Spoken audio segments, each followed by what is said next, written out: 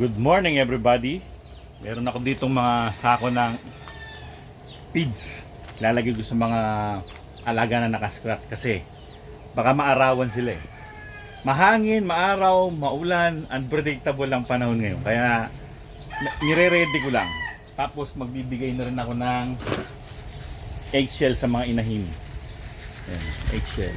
Plastic ko na lang. Tapos syempre magdadala ako ng sipit para masipitan ko yung mga sako ng feeds. Meron din pala ako ditong balat ng mani. Ayan. Lalagay ko to sa mga medyo maputik-putik ng konti para magsilbing apakan nila. Pero konti lang to eh. Pero sayang naman kung tatapon, di ba? Pwede yan mga ipa ng palay, pinaglagarian ng kahoy, pinagkataman, dayami, pwede nga ilagay sa saig ng mga alaga para hindi sila nagpuputik tsaka nakakabawas ng amoy. So ako kung napapansin nyo kapag naglalagay kayo ng ipa, mas parang controlled yung amoy nila kaysa sa wala silang ipa. Pag lupa lang tapos naiiputan tapos nababasa, mabilis bumaho. So punta na tayo sa manukan. Ayan na, yung mga butcher gray oh. Open sesame. Well, ayun ang mga lalagyan. Nakakawala yung mga butcher gray ngayon. Tsaka yung isang cobra. Ayan.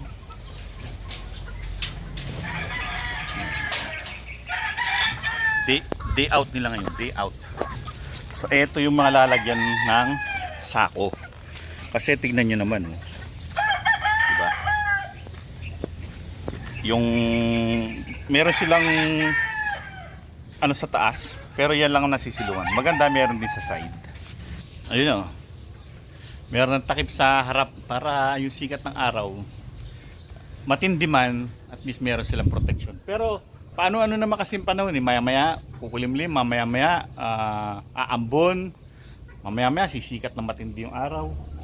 Paiba-iba. Pero at least, ayan, ano na sila, secured na sila. Hindi na ako mag-aalala na baka mabilad sila o wala silang masilungan. So eto na ngayon. Ayan, meron na sa harap. Meron konti sa side kasi may sobra eh. Tapos sa taas. Ayan, ganyan din dito. Itong limber pen na to, yung mga sinaunang limber pen, yung maninipis. Tapos malalaki yung butas. Dalawa yan pinagpatong ko. Maano kasi siya malambot. Hindi katulad nito mga galvanized. Ito matitibay itong mga galvanized na to. Maano sila, matigas silang tumayo. Tapos nandito na yung gal. Ayan yung gal. Tapos yung lemon. Tapos meron din lemon dito. Lemon. So ayan ang ano nila. Mga tabing. Nilagyan ko ng clip na ganito. Para hindi madaling matanggal,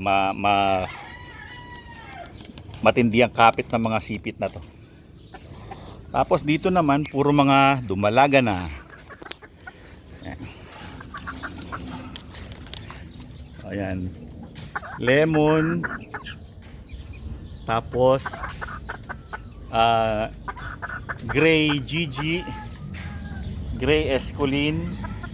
Tapos yung aking bulik na dumalaga. Tapos dito dumalaga din. Ito. Yan. Tatlong gal. Yan, mga gal yan nasa harap. Tapos isang lemon.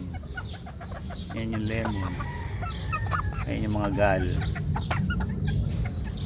So mababait yan. Nandito yung tatlo. Maganda yung lugar nila, malilim, maraming gulay. Nakabukas din kasi yung ano nila. Binuksan ko rin yung kanilang pinaka bahay para hindi ganong nabubugbog sa ipot. Ngayon, ito yung lalagyan ko ng mani. Ito yung lalagay ko dito.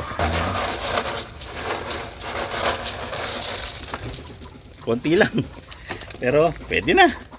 At least may nakakatulong sa pag-absorb ng amoy ng ipot. Yan, balat ng mani. So yan mga kaibigan, yan yung balat ng mani. Nakakatulong yan pag bawas ng amoy ng ipot. Kasi na-absorb nila yung moisture eh. Yan, parang ipa din yan. So konti lang no. So marami pa akong maning kakainin. Para lang mapunuan tong loob ng fly pen na to. Balik tayo dito sa ilalim ng masarap na puno. Ang init sa labas eh. Tignan nyo naman oh. So well, maglalagay naman ng eggshell sa mga inahin para nare-replenish yung kanilang mga nawawalang mga calcium sa katawan. So nakakatulong din to sa pagbalik ng calcium sa kanila. Para pag nangingitlog sila, maganda yung quality ng shell ng mga itlog nila. So uunahin ko si Queen Bee. Ito ka sa malilim. Kakainin niya. Queen Bee.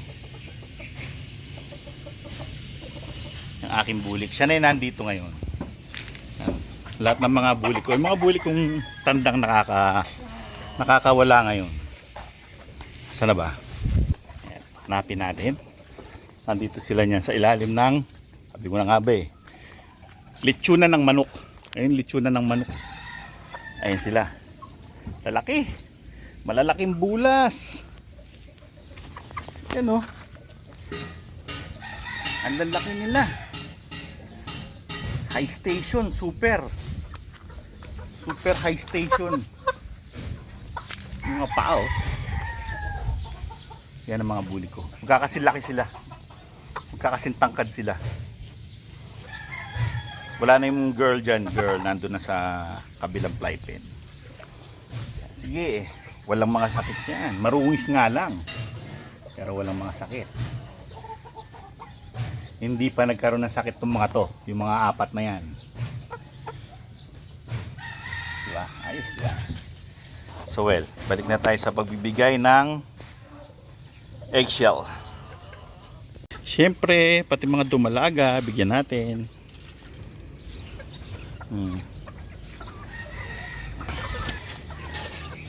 Yung mga gal.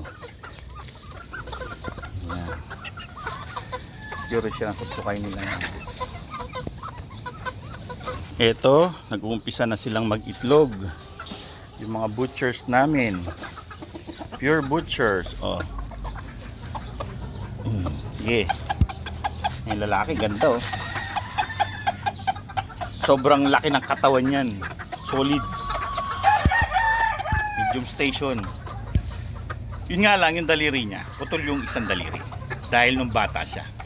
Nagtukaan sila. Nagkaroon ng dugo yung kanyang daliri. Yung pinagtutuka. Tuluyang naputol. Pero ang gandang brood stag niyan. Pure butchers. Lemony. Si Lemony. Gusto rin ni Lemony kumain. Sige. Meron na kayo.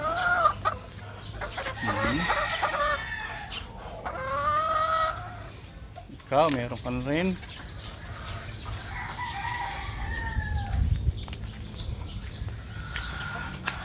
Isang gray. Nasa fly pen ng isang gray namin. Yan, meron ka na rin. Speaking of itlog, meron ka ng itlog.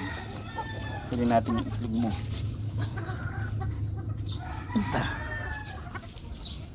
So well mga kaibigan, yan ang aking tanghali.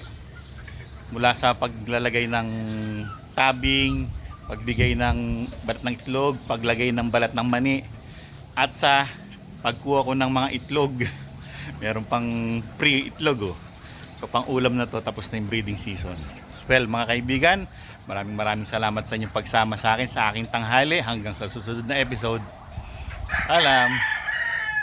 Ganda oh, nakahilera.